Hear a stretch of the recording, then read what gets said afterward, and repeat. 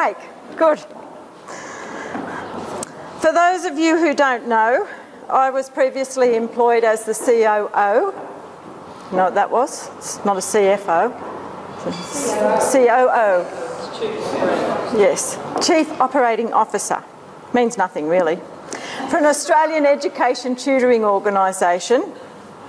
And we had franchisees. We had 200 in Australia and 600 around the world. And so we looked after them. And one time I got this call from this brand new franchisee. Now these were school teachers. So they came in as a school teacher and we trained them in a week, supposedly how to be a business person. So this guy rings me up this day and he said, "Oh, Cheryl," he said, "I can't believe it. I'm really excited." I said, "Oh, are you? What are you excited about?" He said, "There's so much money. I've never seen so much money." And he was talking about cash. In fact, what he did was he went and put it all on his bed and then he dived into it. Seriously, he did. Never seen so much money into it. And this happened week after week after week. So he was rich, wasn't he? He had plenty of moolah. But the sad thing is, he spent it. Yeah. And so one day he didn't have any more moolah. And so it was pretty sad, really. So we need to look at how come. How could this happen to an intelligent person? Well, it wouldn't, would it? So there's a couple of reasons. One, he's got a lack of business experience. Two, he's got a lack of financial education. And three, lack of responsibility. So, are you familiar with the 4 steps to learning? No? Yes? Refresh you? Okay, so the first step, and these are big words, so we'll change them a little bit, but to be technically correct, the first step, and there's some notes there on your table if you want. Some people asked for notes, that they wanted to take notes. So we're going to draw a step.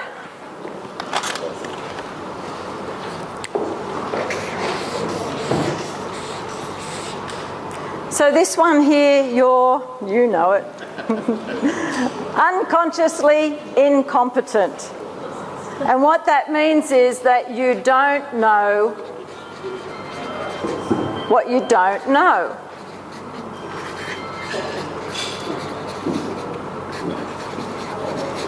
So imagine you're learning to drive a car and somebody says, "Go and put your foot on the clutch," and you go, "The what? Where's that?" So you don't know what you don't know. And then the next step is you become consciously incompetent. We got a problem? So are we unconsciously incompetent or consciously incompetent? Right. So we go consciously incompetent, and now we know that we don't know something. So in this case here, we're now practicing to be, consciously competent. So we're practicing. And then finally, we become unconsciously competent, and that is habit. Yep. So have you ever moved house and driven home to the old place and you're in the driveway? No, that's not where I live anymore. And in fact, a really bad one for me is I'll get on the telephone in the car, no, hands-free of course, hands-free, got Bluetooth, and I'll be talking. Is time up? Oh God. You're sitting next to the timekeeper. So it's bloody pens, Pauline.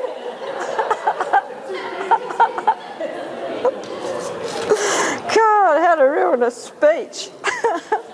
Anyway, back to the car. So I'm driving in the car and there's one client in particular and I know I should never take that call because I always miss the turn off. One time I was coming back from Gosford and instead of turning right, I turned left and I ended up somewhere down near Pete's Ridge. So, yeah, have it. So here we are. We've got our poor school teacher and he's really down here, isn't he?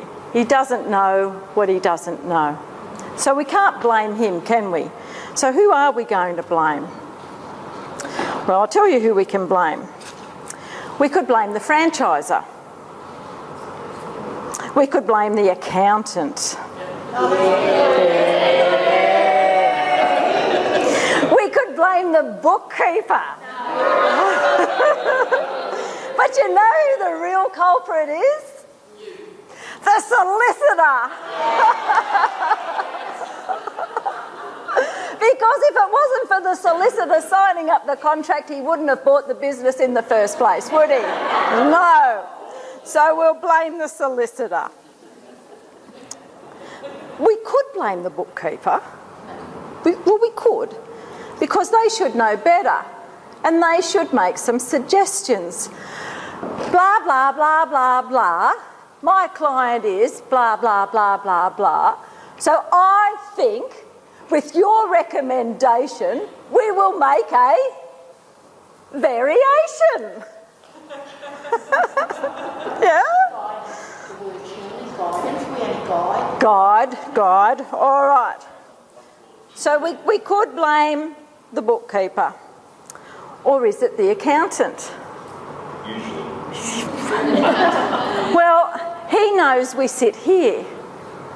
And what does he do about it? He doesn't share, does he? Yeah. Got any more? Yeah. Depends how much you pay. See? It's his fault.